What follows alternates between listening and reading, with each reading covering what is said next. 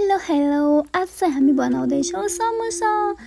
समोसा चाहिँ हामी धेरै नेपाली र इन्डियनहरूको फेभरेट फुड हो, किनभने हामीलाई चिल्लो खाना खान मन पर्छ। हामीलाई हेल्दी खाना खासै मन पर्दैन हैन। काँचो कचिलो खाँदाखेरि हामीलाई चाहिँ के हुन्छ, अनि चिल्लो चाप्लो खायो भने चाहिँ फेरि हामी एकदमै खुसी हुन्छौँ। त्यही भएर चिल्लो चाप्लो कुरा म बनाउँदै छु के। अनि त्यसपछि अब समोसा बनाउन नआउने कतिजना हुनुहुन्छ, नआउने मान्छेहरू आएर मेरो भिडियो हेरिहाल्नु है। अब मलाई के बोलौँ हुन्छ क्या, फेरि केही बोल्न आउँदैन। खासमा मैले यहाँ कस्तो कस्तो गाना गाएको छु हैन। मलाई फेरि केही काम गर्ने बेला हैन पुरानो गाना पनि याद आउँछ, नयाँ गाना पनि याद आउँछ, अनि जे आउँछ हैन मनमा मैले गाइरहेको हुन्छु। मलाई थाहा पनि हुँदैन कि मैले के गाइरहेको छु भनेर। अनि मैले चाहिँ भिडियो रेकर्ड गरिरहेको हुन्छ नि त, अनि मलाई याद आउँछ कि ओहो मैले त यस्तो गाना गाइरहेको रहेछु भनेर। अनि त्यसपछि आफूलाई कस्तो लाज लाग्छ कि के गाएको होला हैन। अनि त्यसपछि मेरो गाना स्वर भनौँ न, स्वर हैन, मेरो स्वर फेरि यस्तो राम्रो छ कि हैन, सुन्यो भने काग पनि डराएर भाग्छ जस्तो लाग्छ कि मलाई। अरू त आफ्नो बयान कति गर्नु यो भन्दा धेरै। त्यसपछि खाना बनाउनु चाहिँ मलाई एकदमै रमाइलो लाग्छ भनौँ न। रमाइलो लाग्छ भन्दा पनि इन्ट्रेस्ट लाग्छ, तर फेरि दालमा तरकारी पकाउन चाहिँ इन्ट्रेस्ट लाग्दैन। दायाँ बायाँका कुराहरू गर्न चाहिँ एकदमै इन्ट्रेस्ट लाग्छ हैन। कहिले समोसा कहिले के हैन। त्यसपछि चाहिँ अब के भन्नु क्या, योभन्दा धेरै मलाई केही आउँदैन। त्यसपछि हामीहरू चाहिँ हुन्छ नि, अब केही गरौँ भन्दा पनि हामी के समाजले के भन्ला, मलाई त्यसले के भन्ला, उसले के भन्ला, ला म गर्दिनँ, म नगरौँ होला, कस्तो धेरै सोच्छौँ नि त हैन। म पनि क्या हैन कहिलेकाहीँ धेरै भिडियोहरू अपलोड गर्छु जस्तो लाग्छ फेरि, ला हैन विदेशमा छ अहिले त केही काम गर्दैन कि क्या हो, कति धेरै भिडियो अपलोड गरेको कि भन्छ होला कि मान्छेहरूले कुरा काट्छन् होला भन्ने डरले पनि अपलोड गर्दिनँ। अनि त्यसपछि चाहिँ हैन आफ्नो अब भिडियोहरू बनाउन लाग्यो भने आफ्नो पुरै लाइफस्टाइल देखाउनु पर्छ नि त, आफू कसरी बसिरहेको छ, के गरिरहेको छ, सबै कुरा हुन्छ नि त। त्यही पनि अब 20-30 मिनटको भिडियो हेरेर त्यो त थाहा हुँदैन कि, त्यही पनि अब सबै कुरा देखाउनु पर्ने हुन्छ। अनि त्यही भएर के हुन्छ नि, कस्तो अप्ठ्यारो लाग्छ कि हामीलाई, मलाई नि एकदमै अप्ठ्यारो लाग्छ, अझै पनि लागिरहेको छ कि। अनि भिडियो हाल्छु भन्छु फेरि अप्ठ्यारो लाग्छ हैन। अनि कहिले त म खतरा भ्लगर बन्छु अब जस्तो लाग्छ फेरि हैन। ला हैन के यार मान्छेले के भन्ला जस्तो पनि लाग्छ कि। आई डोन्ट नो अब के अरे को केसमा पर्फेक्ट छु भन्ने थाहा छैन क्या मलाई हैन। म सब काम गरिदिन्छु कि, म हल्का नाच्नु पनि नाचिदिन्छु, हल्का गाउन पनि गाइदिन्छु, म के हल्का डेकोरेटिभ पनि गरिदिन्छु, हल्का क्रिएटिभ पनि छु, हल्का खाना पनि बनाइदिन्छु हैन। म सब कुरा गरिदिन्छु, तर म पर्फेक्ट भन्ने केसमा पनि छैन कि। हल्का हल्का एक्टिङ पनि गरिदिन्छु, हल्का हल्का मोडलिङ नि गरिदिन्छु, तर हैन मान्छे पर्फेक्ट हुनुपर्छ नि त। अनि पर्फेक्ट चाहिँ म 0 कुराहरूमा छु कि हैन। ओके म यसमा पर्फेक्ट छु भन्ने नै छैन कि। अनि त्यसपछि चाहिँ अनि आजभोलि चाहिँ यो भ्लगिङको जो अहिले ट्रेन्ड चलिरहेको भनौँ कि के भनौँ हैन। अनि त्यसपछि मलाई चाहिँ कस्तो धेरै इन्ट्रेस्ट लागिरहेको छ यो कुरामा, लाइक हुन्छ नि वाउ जस्तो लागिरहेको छ। अनि त्यसपछि म बोल्न सक्छु होला, गर्न सक्छु होला जस्तो लाग्छ। फेरि समाजहरू दायाँ बायाँ सम्झ्यो, अनि त्यसपछि मान्छेले के भन्ला भन्यो हैन। अनि त्यसपछि फेरि क्विट गरिदिउँ होला जस्तो लाग्छ। फेरि कहिले फेरि के नक्विट गरौँ जस्तो लाग्छ हैन। अनि कहिले कामको बिजी फेरि हैन, काम गर्न नि पर्यो, कामको बिजी त्यस्तै। त्यसपछि फेरि ब्लग बनाऊ कि नबनाऊ भन्ने हैन। कहिलेकाहीँ चाहिँ कस्तो प्रेसर हुन्छ भन्नाले, प्रेसर भन्दा पनि कामको तनावले फेरि विरक्त लागेको हुन्छ। अनि त्यसपछि भिडियो पनि हेर्नै मन लाग्दैन क्या। अनि यो भिडियोहरू आफूले गरेको कुराहरू हेर्न पनि मन लाग्दैन, एडिट पनि गर्न मन लाग्दैन, यत्तिकै मोबाइल चलाएर बसिराख्न मन लाग्छ हैन। मोबाइल चलाएर बसेर पनि नहुने कि, फेरि तनाव मात्र लाग्ने।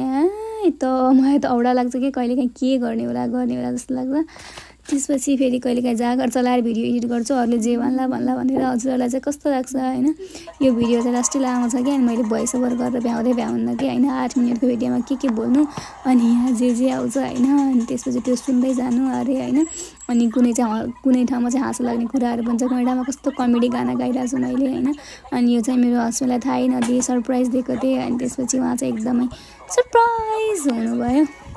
त्यही हो, बाई बाई। त्यसपछि चाहिँ आफूले सोचेको कुराहरू गर्नु, सबैजनाले उसले के भन्ला भनेर धेरै नसोच्नु भन्छ। अनि त्यसपछि आफैले फेरि धेरै सोचेर मैले चाहिँ ब्लगिङ गरिरहेन कि हैन। I like blogging. Bye bye, take care.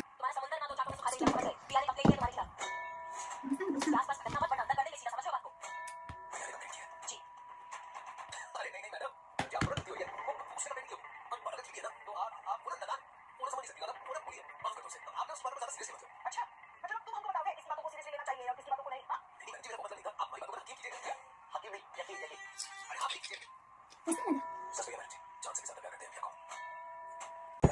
तो बात करी ऐसे वाला प्यार मिला था।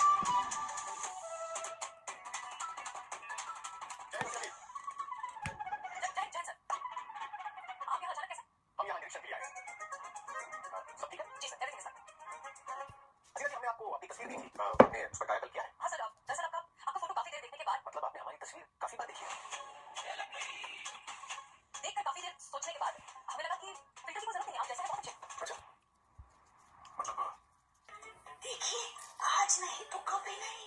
कौन सा अधूरा बात पुष्पा जी? चलिए तो सही। चल। नमस्ते नमस्ते।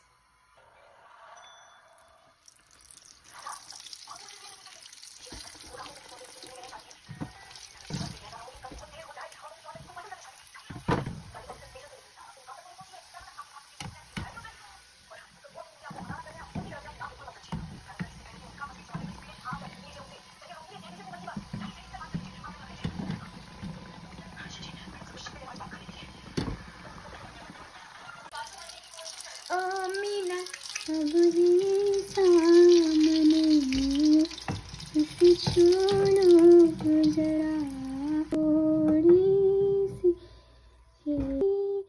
धड़कन नहीं जरा जिंदा तो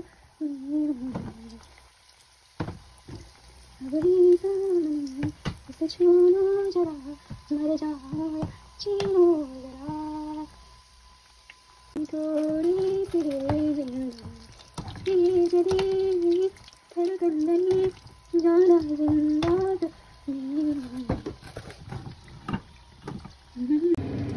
जरा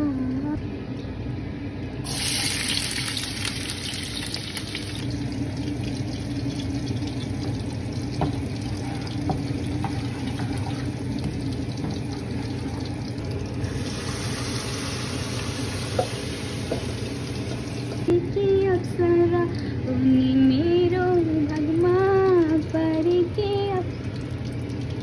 तुम चले बहुत चले मेरो भगवा पर के अप्सरा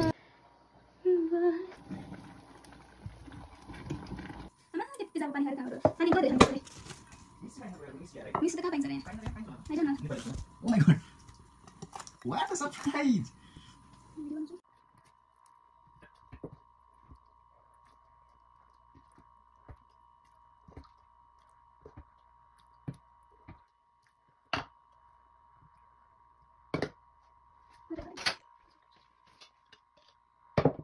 Chutney.